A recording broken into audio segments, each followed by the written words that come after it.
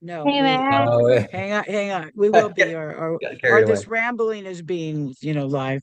So Yeah, that's cool. Oh, there we go. yeah, yeah, yeah, Hello. we're live. So I want to just welcome folks to the Southern Oregon Progressive Podcast. My regular co-host is Kevin Bell is on a hiatus and may or may not be able to join us in these discussions for a while. So today we're just going to have a general discussion that I'm going to let us start to. We started before we went live, and kind of in that, and then we're going to segue into our guest, who is Max Smoot regarding food not bombs. So take it away, Zach and Melissa.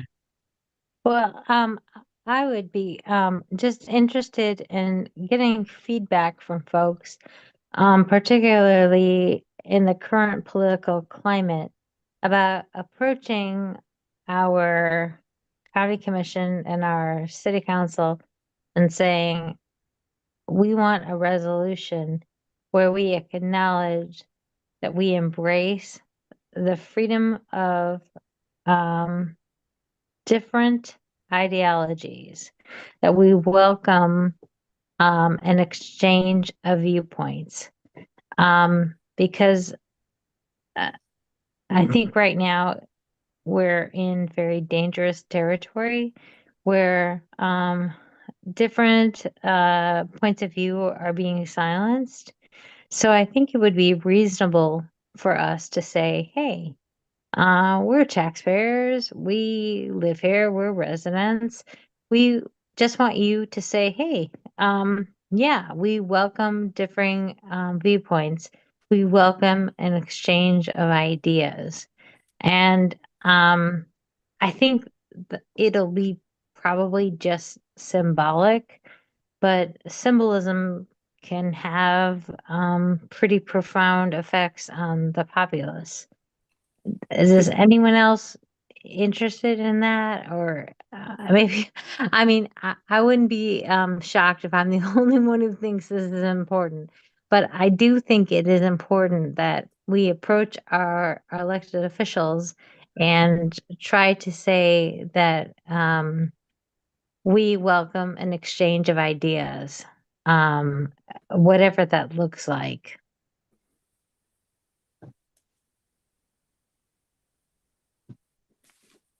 That's just What, me. what, I'm curious about what the goal of such a move like that would be. Well, I think it would be to for one, uh,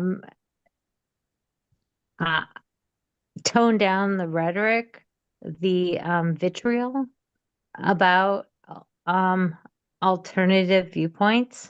There's I mean, I I can say that I've received numerous death threats since Charlie Kirk.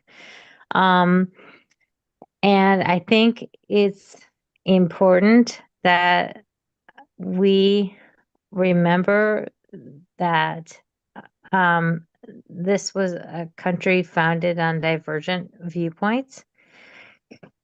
And I will admit that I'm coming from this or to this from a place of fear. I mean, you can only be told that you're going to be hanged um, a certain number of times before it really gets to you. And I want us to find a path forward. And I don't, trust me, I do not think that Charlie Kirk was the person to lead anyone. I mean, I think he was a Christo-fascist white nationalist. I certainly did not wish him dead. I definitely do not think he needs to be a martyr. I wish he were alive every moment of every day. But the fact is, he is dead, and people are treating us on the other side as these horrible monster villains. And I think it's not too much to ask of our city council to say, can we create a space where we can have discussions? Can we just create space? Can we just create space where we can have discussions? So so that's my purpose. It's just to say, can we please create some space? It's not going to solve anything. It's not going to cure anything, but maybe it will let people come forward and express their views, and other people may be able to hear views they wouldn't hear in their silos of, um, you know, of newsology on their Fox silos and their Newsmax silos. I mean, isn't the goal to engage with one another on a human, on a citizen to citizen basis? That's my goal. So Well, that's just one would think that that is a noble goal, maybe, but the reality is, I mean, even in the thread in one of the Facebook threads today, right? There was this discussion about many people who didn't even know who um Charlie Kirk was. yeah, and I thought, well, because you haven't been paying attention, because we tend to be in that silo already. So I Yeah. think you know, it's the reverse. I don't know that government's responsible for pulling us out of that silo. You know, at some No. level, the Southern Oregon Progressive Podcast, the hopes were is to have this discussion, even the common ground event that we're Well, having I is think really that's to a take the I think that's a people great into point, Betsy. starting. Maybe is that something that we can do Well, we as a are. group? Well, I Now think that we there's this it's about the commons. We're having a discussion. We set up the right, library for the right, in-person event, and that is because of some of the context of, you know, this is part of the context of what we've been discussing, like the turf wars, you know, in Fir Grove right. Park. You know, Yeah, my pet peeve, the garden on Rose Street, you know, that was just ripped out, and the fact that sure. all these administrative um you know, things are happening without people's input, without even people knowing about it. And so then that kind of had a bigger discussion about the comments, right? Who controls, you know, what is viewed as the comment. So I think that part of it is a education part, because I think even the term commons, people, you know, think it's weird to use that term, but it's historically means something, and maybe we should be educated about what the commons is. I mean, the context of the commons has expanded greatly in the evolution of what humans do. But No, I think you're 100% right on, especially in terms of what the commons is and the definition of that. I think you're absolutely right, and I have a lot to learn, and so I'll be quiet. well, no, you don't have to be quiet. It's just that, you know, the one thing is they're you know, I think that focusing on things, you know, like I think Zach was mentioning the idea of taking part of the Human Rights Declaration, right? The International Declaration of Human Rights, the UN Declaration, and putting out a second of it, and actually asking maybe some of that question.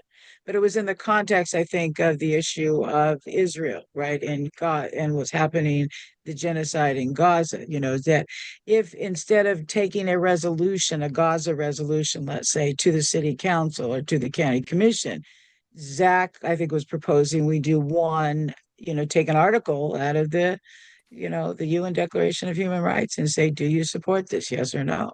Right. So that can start that discussion. Do you really accept the right of everybody to coexist? But you know, I want to say one other thing that other people have thought. I want to dispel this myth that that everybody's opinion is okay. Okay. Because it's their actions that follow those opinions that put others at risk. And so there really is a point at which you have to say, that free speech is bullshit. Okay, at some level. Yeah, Yeah, 100% agree. 100% agree. Well, When it's a free question of speech what. is wielded as a weapon to silence other people, then it's not free speech. It's a tool to silence people who are not with whatever regime is currently in power. well, and before you jump in, Zach, I just want to say, but I believe it's the people's right to do something about that speech, not the government's. Okay, just so you're it, Zach. Well, freedom of speech is, of course, not without the consequences that come from what you do say. And that's what's presently, I think, the core issue in our notion of freedom of speech. Uh, presently, our typical liberal understanding of freedom of speech, that you could say whatever you want and there should be no repercussions. You can say whatever you want, but repercussions are necessary in any community that has any kind of order, decency, that has clear principles about how we treat each other, not just what we think of each other, but how we behave in a social world together.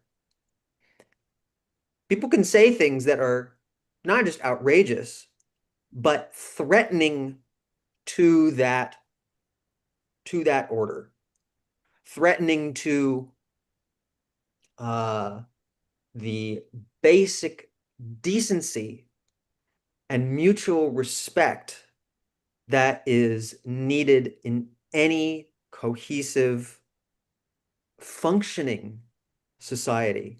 You can't have a stable society without basic standards of conduct. Um, and the problem that we're facing today with Charlie Kirk is an example. Charlie Kirk, who should not have been killed, um, that is a violation of the basic principles of living in a decent society together. You do not kill your political opponents. Heinous.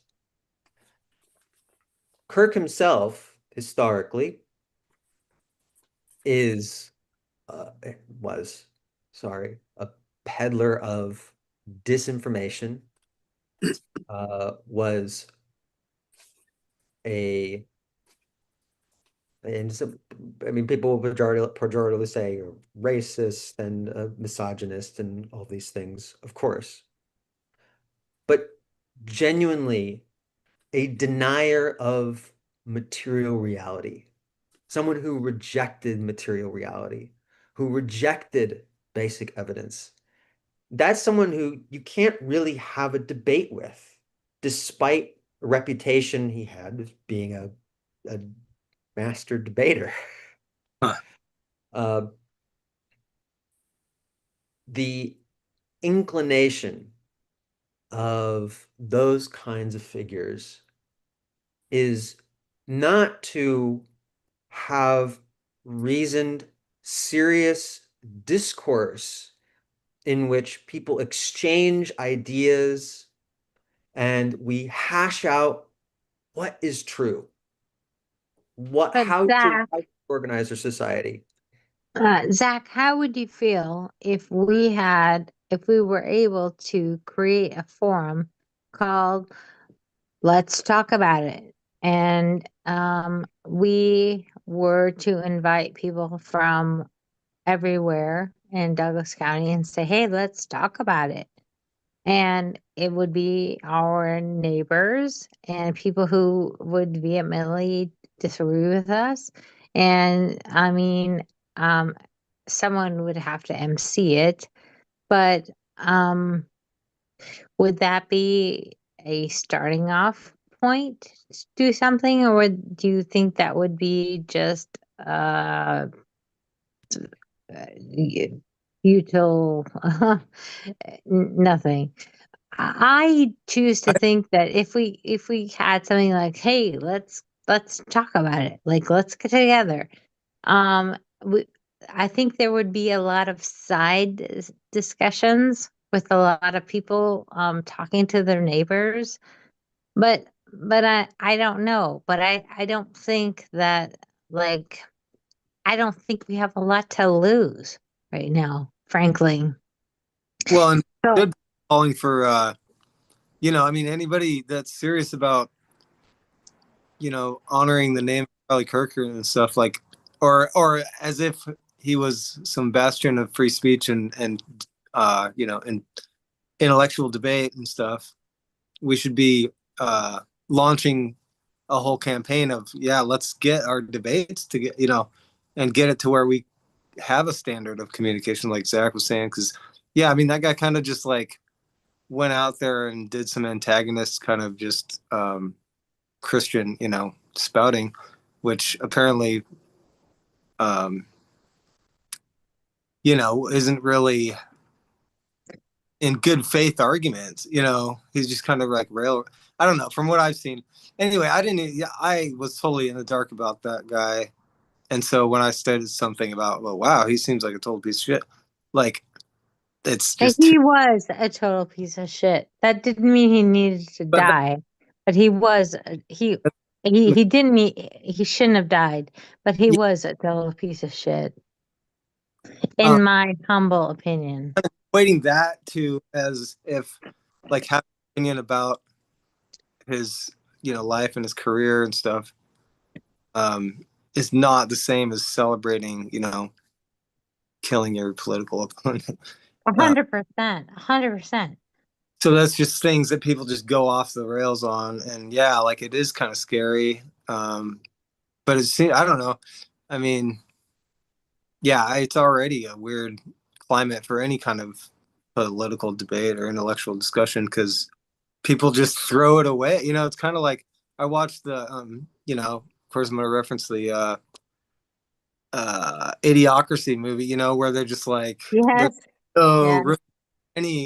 any political discussion because you can't even get past hello, and like it seems like for all intents and purposes that's where we're at. Like we have propaganda that's administered from the authority, and most people just kind of go, okay, that's the new thing, and so whatever they said, because we're not going to fight with them, so I mean that's So my that's why I think we like, need some kind of forum where we can say, hey, um, yeah.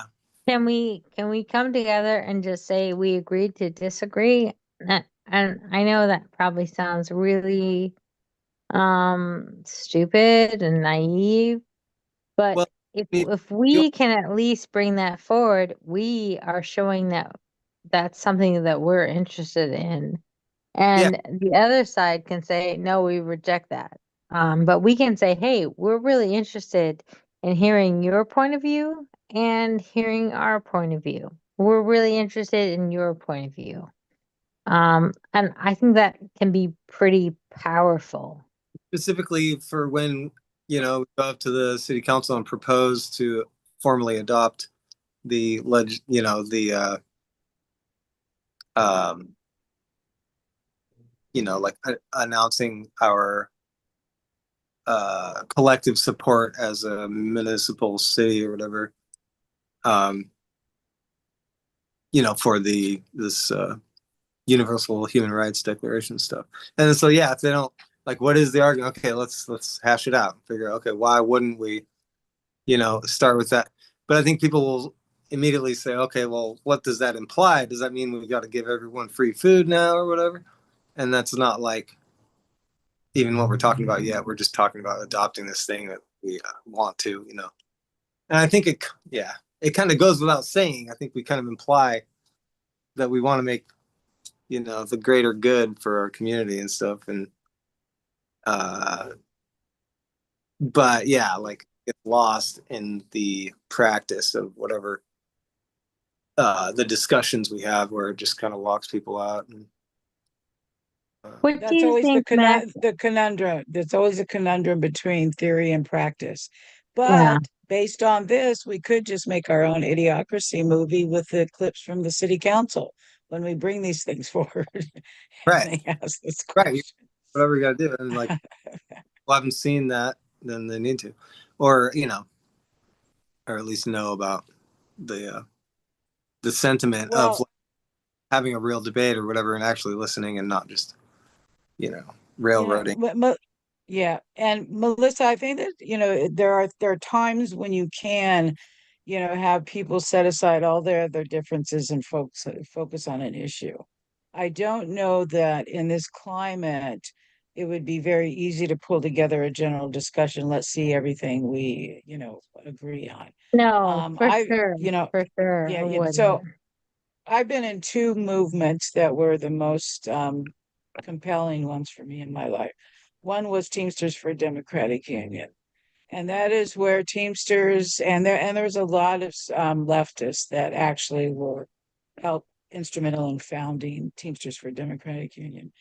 And so there's a lot of those people that were Teamsters and active Teamsters, and there were then your redneck or tradition, your stereotypic redneck, right wing uh, truck driver.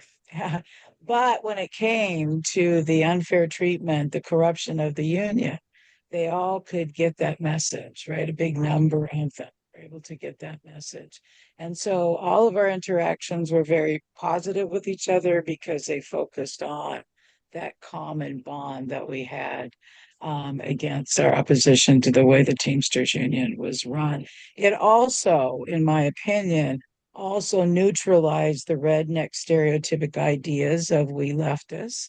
And it also probably helped we leftists to have a lesser stereotypic ideal of the potential of Teamsters, truck drivers. And then the other one, frankly, was around 9/11. It was around the Patriot Act, and that was here in Douglas County. And the same, we came together to oppose the imposition of rules, laws that infringed upon our freedoms that we both on the left and the right have really a common bond about. Is that and I'm not talking about neoliberals, I'm not necessarily talking about pseudo progressives or whatever people now call themselves. I'm talking about left wing political ideology from a longer base than it's more recently popular. So I think that kind of, and again, working on a common bond, we would say ground rules, we don't talk about anything else. But if we had started talking about other things, about even how, even, on the political side of each one of those issues, particularly the Patriot Act, this was authoritarianism that we see from the right, saw from the right wing. And so I'm not sure that there would have been that ability to even move that any farther than just that one issue that they coalesce. But I think in that instance too, you also change your opinion of who the other guy on the aisle is or who you think is the enemy. So, and I think that's why the discussions about the comments, right, is can we start thinking about this? That the SOPP show on October 5th is going to be Chuck Willer talking about the Wall Street Forest and the economic impacts in Douglas County. And see, those are populist messages. I don't, once, you know, people on the right and left politically are, and most frankly, we have 32,000 people here who are non-affiliated voters, right? Who do not vote, who are not have any one party or the other alliance. So, there's a whole bunch of people that probably don't even really vote in that group as well. And, Well, in our current, that leads me to ask, what is the harm in saying we all care about this county? Let's talk about it.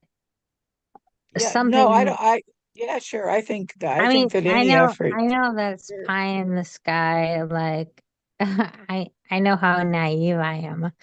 But if we can say or invite people to a conversation where we're like, look, we all care about this county.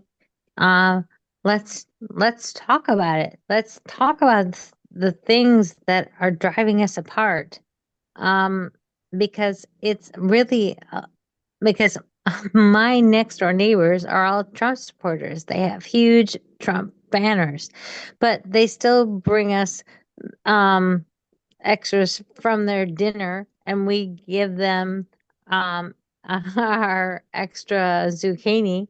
I mean, we don't stop interacting with them because we disagree with them, and that is really, really hard for me in many ways, because I wish, in some ways, I wish I could just say, no, they're Trump supporters. I'm not going to have any interaction with them. But that's not the political, not just the political reality. It's not just not the reality of fact of living in rural Douglas County. My neighbors care about me. We care about them. So we give them our zucchini and our cucumbers, and they give us their whatever they have to spare. And they know we're liberal Democrats, and we know they are Trump supporters. So if we can find that humanity and that middle ground between neighbors, we can find it within our county.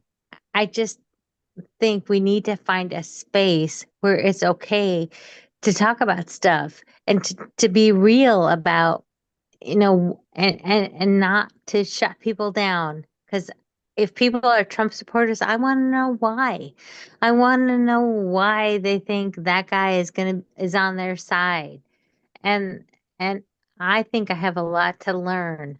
I'm an idiot. I'm naive. But I think we need to create a space where we can have people from every political perspective.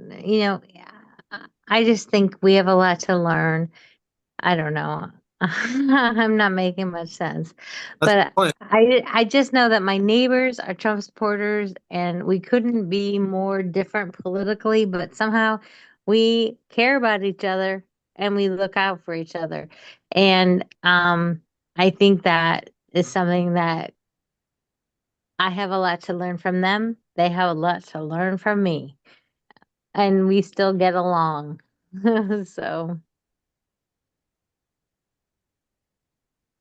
Yeah, that naive kind of perspective I think is very valuable in these kind of situations, because I think we all need to, that's where you kind of have to tap into your intuition a little more, as far as like, how we feel about this kind of stuff. And, talking, because, do you guys talk politics, or do you just like, are friendly to each other and don't talk politics? So like, Yeah, we absolutely do not talk politics, because I think we know yeah, where we stand, but we also would like respect each other, and we like understand that we have each other's back. If anything were to happen, like if something were to happen to them or their kids, like they know we would have their back. And if anything were to happen to us, we know they would have our back. And like that's pretty amazing, right? Like that's pretty remarkable that that people who have incredibly different political beliefs can trust each other with their safety.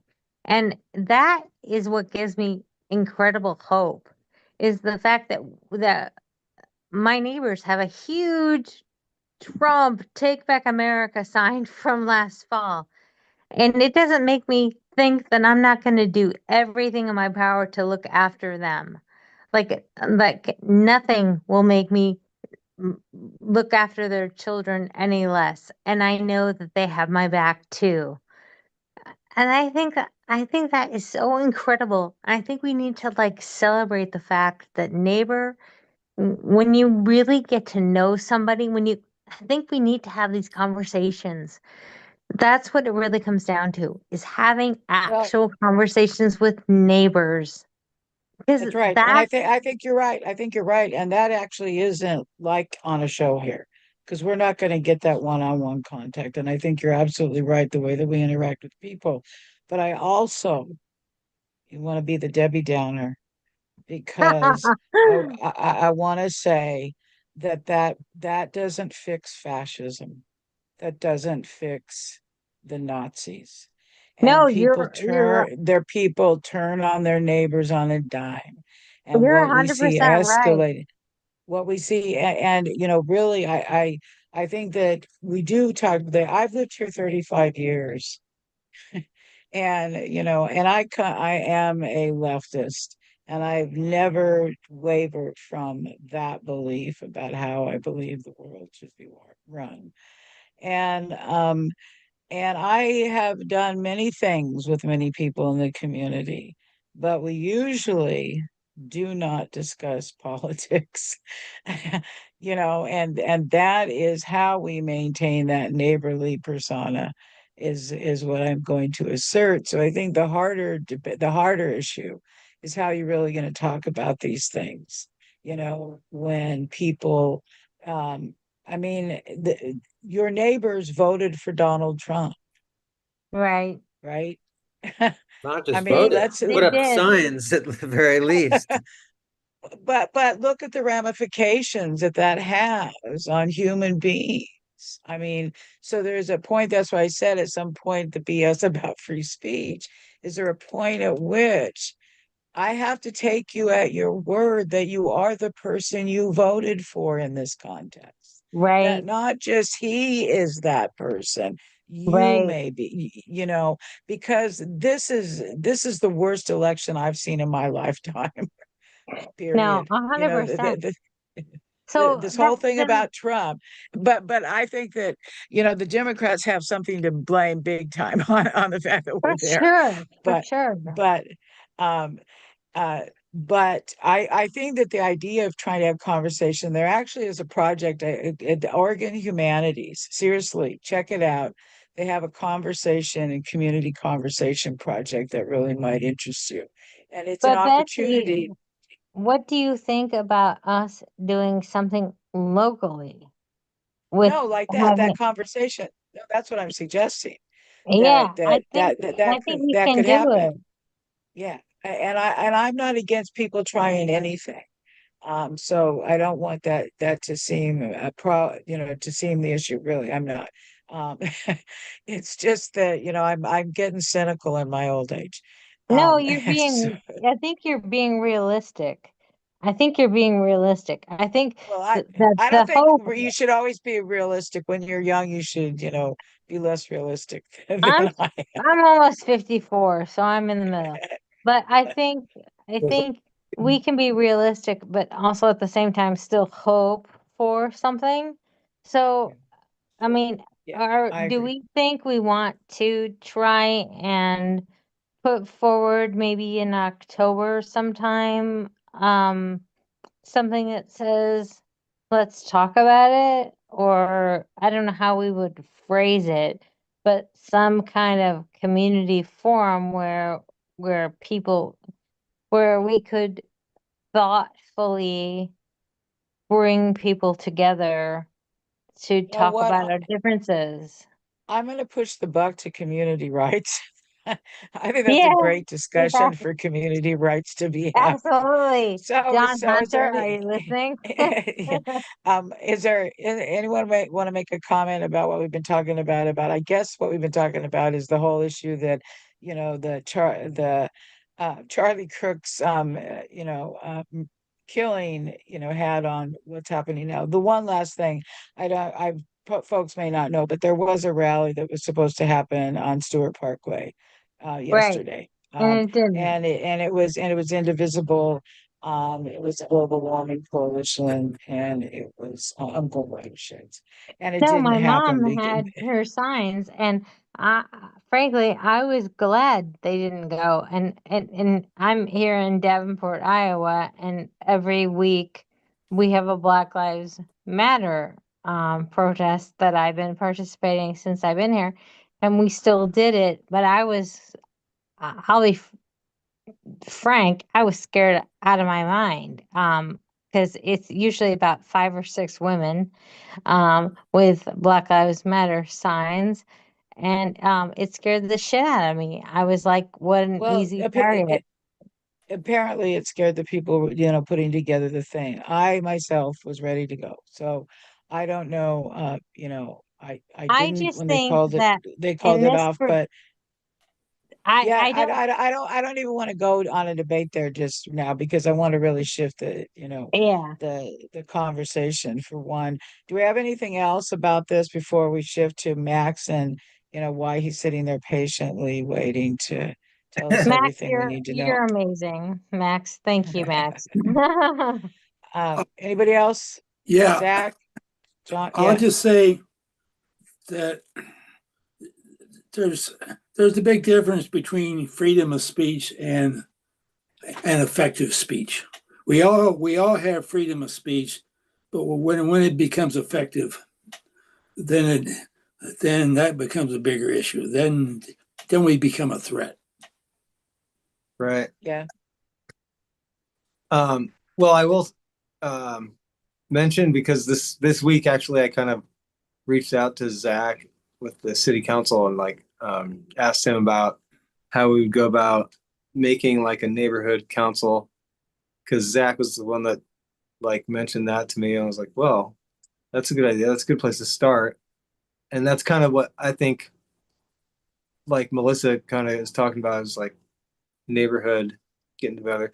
Not necessarily talking about what your differences are right off the bat, but more like what do we have in common and the commons, and then and then specifically what's relevant right now because there's a bunch of shit going on and we got to like take care of something yeah, and particularly the commons and how we have a lot of people that are being kind of left out of the conversation and out of uh, complete actually acknowledgement, and that's that kind of weaponized Overton window kind of thing. Anyway, so that's the tangent. So Zach actually came to my shop and we talked for a little bit and we had some good ideas. But we also want to like talk about what we're gonna do, not just because forming a group and getting people on board, I think it'd be cool. We decided, I originally thought, okay, how are we gonna like set up neighborhood councils for all of Roseburg? But no, he was like, well, Ward 4 is like the one that's kind of screwed, and we should fucking like just have our own, just start there and start a Ward 4 or whatever, like downtown area neighborhood council, public town hall meeting kind of, and just maybe start the discussion with like, really start. I think it is good to start with the Universal Declaration of Human Rights and stuff, just to get everybody on the same page and weed out the people that are like against it because they will be trying to sabotage it one way or another from afar, and not trying to engage without like telling us we're, wrong or whatever. But, that's where that naivety comes into play, I think, because, if you don't really know,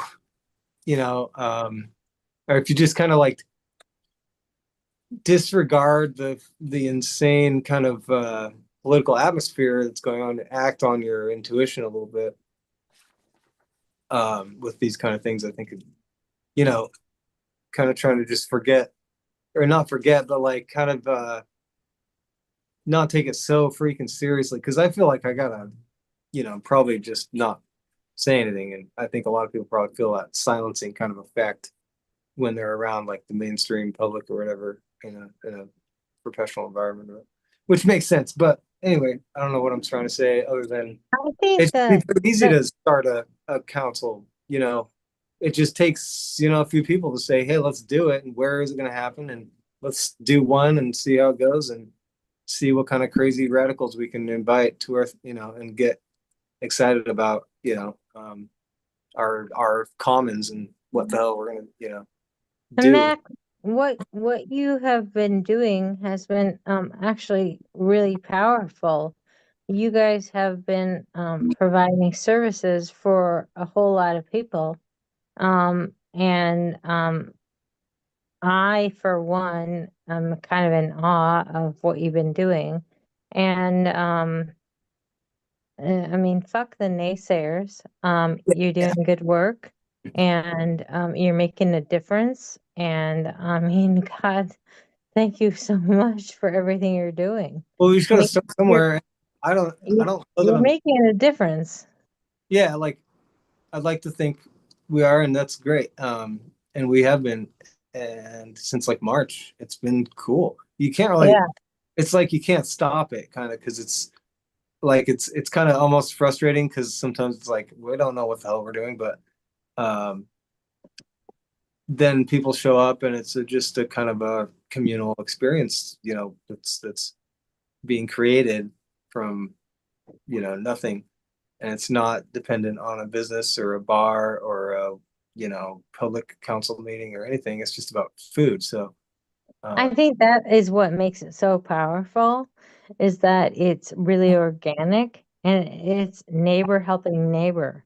And I can't wait to get back and to be a part of it. But you guys really have tapped into something that is really organic, and that is really powerful when it is neighbor helping neighbor. I mean, that's the most powerful thing I can think of because I mean, fuck. well, that's the only way it works. Yeah. Like there's no, It does. no It's help. only that's the only true way. The only true way it works is neighbor helping neighbor, and that's what you guys have tapped into, and that's what you're being very successful at. So I think maybe take a look at what you're doing, and that could be lessons for other groups in other counties about what you're doing and what how it's working. And you could pass that on to other counties about lessons learned. Because we always talk about lessons learned. So write up like what's worked and what hasn't worked. But a lot of stuff has worked for you guys. You've been doing a lot of really good things. Um, You've been working neighbor to neighbor, and really I think doing it's a lot of good stuff. because it is such a small impact in the great scheme of things. I think that kind of makes it special because It it's not does. So Max, why don't you actually explain? Let's assume that somebody might watch this that doesn't already know everything about it. So how okay. about you explain exactly what So, you're talking about? well, okay. I'm going to start with this because we're talking about the commons. I started my studio with permission from the neighborworks Umpqua, um, because I told them I wanted to make a studio that was that could be part like a community studio, and that was why they were like, "Yeah, here's the key, sign the waiver or whatever." And so that's how I got the small space right next door. And I was already starting to be like, okay, people would bring food sometimes or something and like leftovers and um but that's not even what this, I was just my studio. I was trying to make it a shared space. Food is part of it. Artists are hungry, etc. Everybody's hungry. But so now I got this space because the tattoo guy moved out. And then, I guess about a year after I moved in here, on the corner here, actually on Southeast Stevens and Lane, if you're not familiar with Frog Leg Studio. You drive by it every day. No, a lot of people do on Southeast Stevens. Anyway, can't miss it. It's kind of a eyesore in some ways because the door is all messed up. But it's my messy little studio. And so anyway, so some people were like, well, we should start a Food Not Bombs because there isn't a Food Not Bombs here. And anybody bringing food to anybody around here is either like a lot of the organized food things are very religious oriented and etc. And it's not really about, I mean, they give them the food and then it's like, that's the job that. So we think it's more ideal to like do a common, potluck kind of a style thing where we just, have a table and bring food and let people serve themselves and stuff. there's a place to wash your hands. We got the hand sanitizer. Um, we um, we can't really say that it's been that effective, I think, because we don't get crowds of people here, and we don't have like it's not an established thing yet. I mean, it's got regulars. The people who live in this building really appreciate it. The people who live in the streets around here really appreciate it. It's not like everybody shows up every time or anything. But it's cool to see what happens with the magic of just um, you know, inviting people to share some joy and some resources and maybe some mutual aid and to listen to each other a little bit. And just kind of like what you were saying, Melissa, like none of us, we don't like necessarily try to hash out our differences or anything, but we're like, on the common ground of here we are, you know. 100%. Well, I think that's and what makes it better. besides they have opportunities to do art there, right? So Yeah, that's there the was thing. It's in a setting that I keep kind of thinking the way I describe it is like it's like a pro-social, it's a socially positive environment where, there's nothing kind of inhibiting people's free association and being able to just like talk and hang out um and yeah, there's art around and there's like literature and stuff that people have made, local art and um art supplies.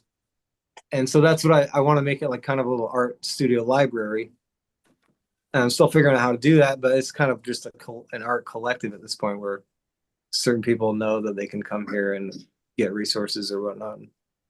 But yeah, for Food Not Bombs, it's definitely art uh, focused. I mean, although like whatever you call art, I don't know. Like I hardly ever make anything like that's not just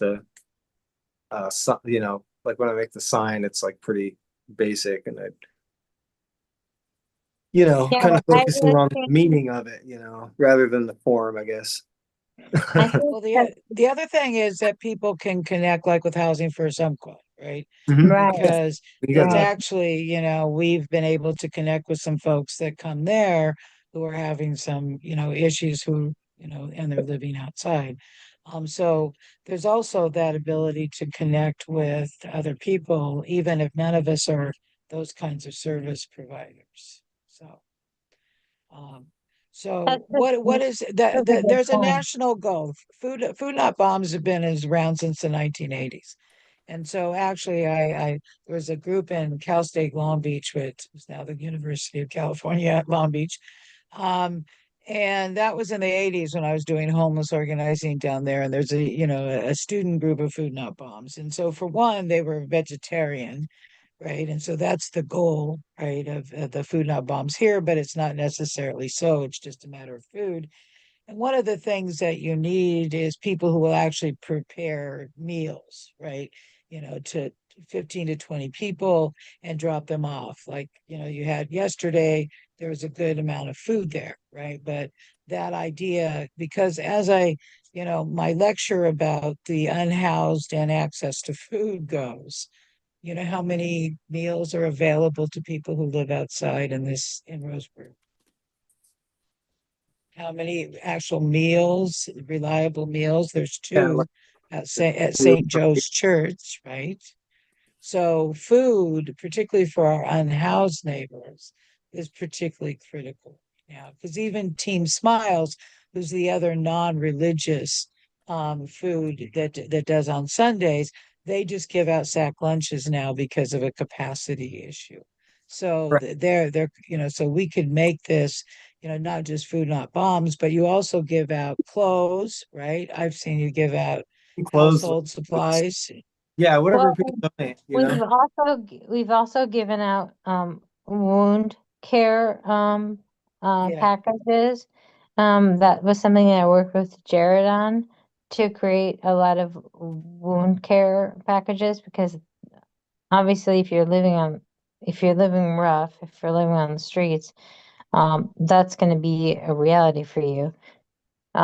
So if we think about obviously food is number one, But secondly, we need to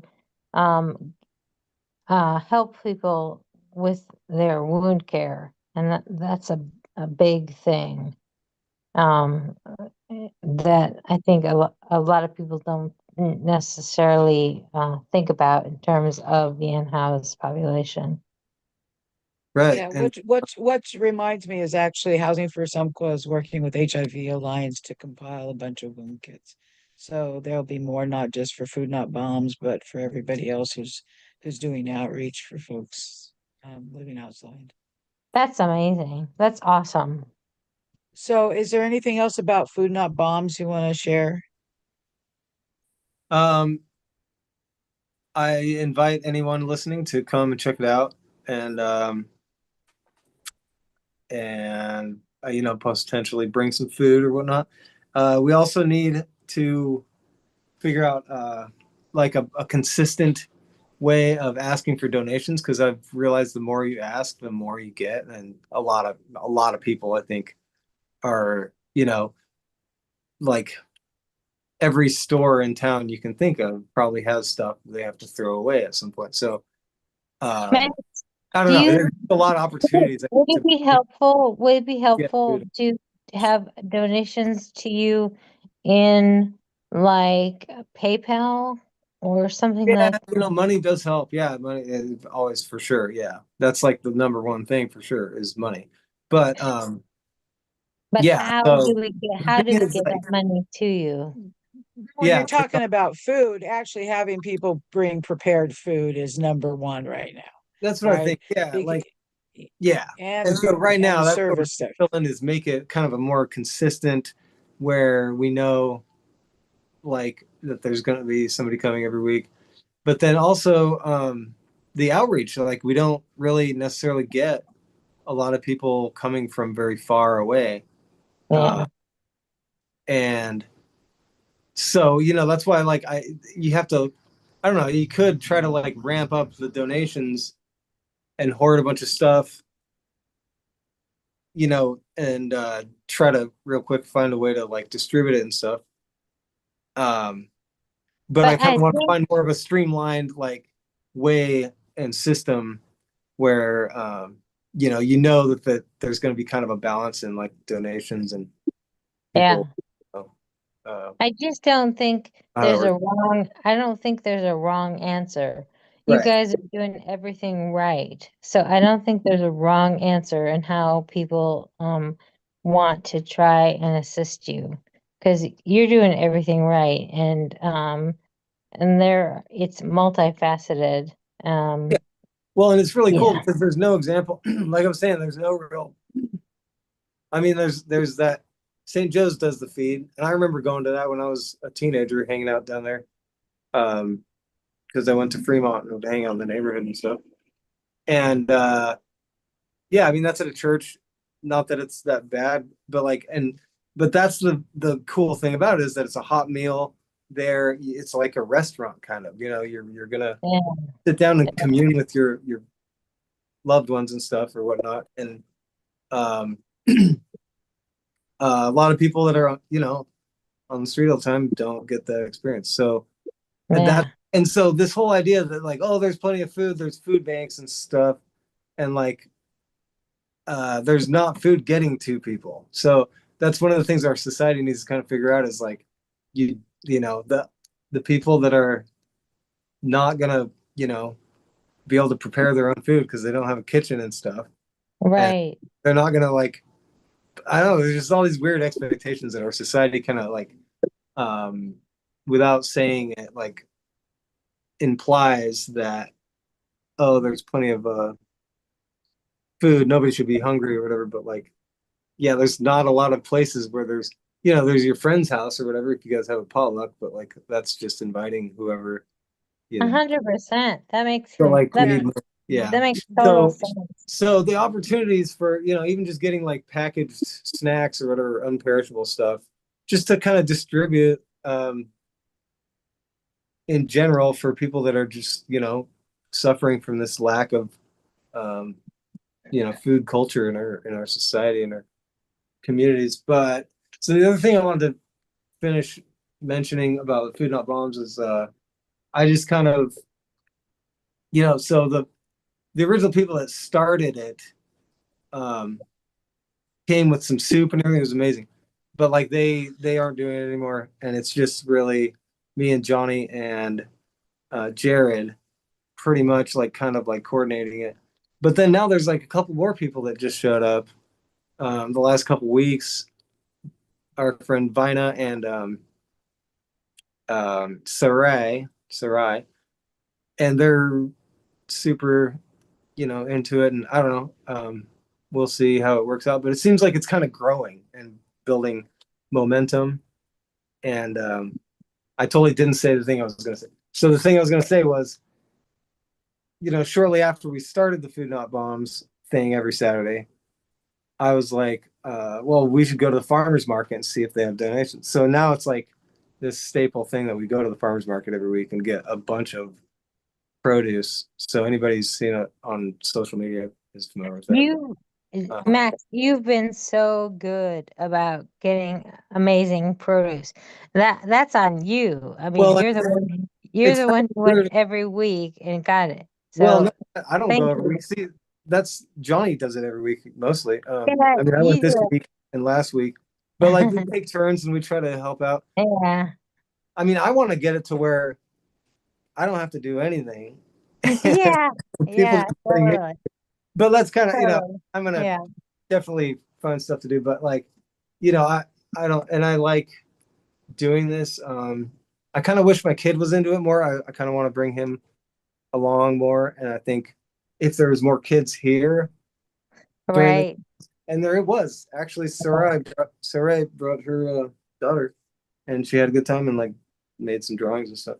But anyway, so yeah, that's just another opportunity. I thought, well, since the farmers market's downtown, I'll just go downtown and see what they have. And that's like, sticking it to the man, because there's always people that are like, no Yeah, but handouts, you've been whatever. It's you've like been amazing. You've been free. amazing. I've been with you when we went, and you've Right, yeah. been, yeah, you've been really powerful, and about telling people why they should donate to it. So I don't think you should I, I I don't don't think you tell should them why they shy should. away from it, Max. I think you should understand that you have a powerful voice, and your voice has been able to do a lot of good. So don't shy away from that. I appreciate Yeah, that. Yeah, it's I just ask for it's stuff a like what do they have left over that they might be throwing away or something. But then they give us all kinds of stuff that, yeah, they probably were gonna throw in the compost or whatever. But yeah, well, we get a lot of the stuff. actually the produce looks pretty good, and it's actually a way for people to access produce that they wouldn't at the farmers market because they don't have the money for what Yeah, there's a lot of is people that are not going to at the market, right? Yeah, so it's and actually a good way not to waste food. It's an excellent exactly. way not to waste Right, food, right. and so kudos to all of you Yeah. who are willing to do that. So that we're probably run over time. I think we started late, but we're probably running over time. And if you nothing Can I else to just say say about food. something? Can I just say something? I'm here in Iowa, a red state, my home state, Oh, and you're in Iowa? Iowa. Yes, I am here in Oh, Iowa, in okay. a blue part of Iowa. But I miss you guys so much. You're doing incredible work, and you're everything you're doing is really an inspiration to the rest of the country. So thank you so much for everything you're doing. It's really important now more than ever. Even if it feels like you're up against the wall, what you're doing is so important, and it's reaching people 2,000 miles away. Because I talk to people every day who are like, Oregon, oh my God, Oregon. So thank It's time you to get the spotlight. so much. Thank you so much for everything you're doing. I can't thank you enough. Cool. So yeah, did we have So something else we're gonna talk about? John, Well, I want to encourage people to watch the Roseburg City Council meeting, the last one, and start about 8 minutes into it. You can get it on Facebook or you can get it from the city's webpage. Um, and so it's an interesting discussion about one of the there was attempt to show the Bernie's camps, or let's say Elk Island Trading Group LLC camps, the positive things about them until I got up to speak. And so, Oh, God. and so I think, I suggest you just go watch, and keep in mind, I do mention a letter that I had sent to all the city councils and mayor regarding the problem of the camps and what I call the forced labor camps. And actually, I gave the analogy of human trafficking because, if you look at the definition of labor, human trafficking for labor, there's a few check boxes that place makes. And so, Right. housing for some Absolutely. Thank actually you. is Thank you, is Benjamin. actually Thank you. is actually looking at that particular problem, but also trying to push for the city to do something and establish some urban campgrounds that the city operates to ensure this kind of exploitation won't happen. And we'll actually do some more stuff in the future on SOPP regarding that particular thing. And then Housing for Sumqua has a YouTube channel, and we're going to start producing videos about what we've been up to on that YouTube channel, specifically around homelessness, because it has that kind of niche anyway. So anybody else, and we're with community rights, SOPP is going to do the Commons event in person at the library in Roseburg, 11 o'clock in the morning, and the Saturday, September 27th. And so it's in person, where I'm hoping to be able to make an online access as well. But until I have an opportunity to check out the library's audio stuff, it's difficult to have an audio program sometimes, and they're live streaming or even recording it. So it's actually They have audio, particularly they, audience. excuse me, they have an owl available. They do, but the times Yeah. I've read it, I've had problems from the online audience not being able to hear the whole Right, yeah. Well, room. we had a problem once with it getting somebody had joined in with a porn movie. So Yeah, I've learned those safeguards the hard, Yeah. out of necessity. So that I'm not as worried as happened, but I got to go check out to see if I can get the audio to work for it, and try to record it so people can see it if they can't come. But I think it's going to have Francis Etherington, right, and someone from Umpqua Watersheds, as well as the League of Women Voters, and I'm going to do be part of the discussion regarding the commons and homelessness and how it affects folks who are And I homeless. think And Zach, I'm hoping my mom will be there to present it to me because I won't be back until October 4th. But I think my mom will be there to at least show it to me. So I'm looking forward to it. all right. So, John, you want to say anything? Anybody else want to say anything before Well, if we say anybody wants goodbye? to discuss this Universal Declaration of Human Rights, come to our community rights meeting this Thursday at 6. It's gonna be at McMenamins because I found out that the county or the library has a policy that you can only reserve a rooms 12 times a year. So I've used up my 12 times a year. So we got to go to McMenamins, and next month we'll be back at the library. So How much does it cost to reserve a room? what? Does it cost money to reserve the room? How much? Yeah, Yes. It's 25. $50. It's Okay. $50 for the Ford room. For the Ford room, as long as it's during library hours, it's Okay. $50. All right. But they actually charge more if they're not there. So they Yeah. actually in July doubled the fees for the Ford room. So And you want to get out of there because I found out the hard way. We discussed it. At their Palestine meeting, we got out at 6 minutes after 8, and they charged me an extra $100. yeah. Oh, So that's why we're there till 11 till 1:30. So I'll be kicking Yeah. people out starting at Yeah. 1:30. So we make the 2 o'clock deadline. So In fact, I went to the Women's League of Voters Winchester Dam presentation last night, and they were kind of they were wrapping up at 7:30, and people were talking, and I told people, you got to get out of here by 8. You got to be ready to be out of here. So yeah, was they're serious because they're paying somebody overtime, right? Or there's a reason they really, I guess, I don't know what the reason is. I just made that up, so don't believe me. well, Anyway, they're going to hear from me, so maybe I'll find out. So all right. So anybody want to say anything, parting words? just say hi to the local politicians that may be watching this podcast. They might be the only people, but good. Yeah. They're not. I just want to say thank you guys for doing this and for continuing to put these issues forward. You're amazing, and I'm kind of absolutely in awe of you. So thank you so much for what you do. It really matters. It makes a difference. So thank you. Thanks. Thanks, How about Melissa. you, Max? Yeah, I was just gonna say, let's see. Keep in mind the second issue of Frog Leg Studio newsletter is imminent. At some point this fall, we'll be doing something. We're making another edition. So if anybody has stuff they want to put into it, feel free to hit me up. There was something else I was gonna say,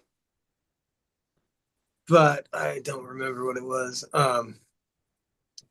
There's like, yeah, I don't know. There's a lot of cool stuff going on. All right. Thank you.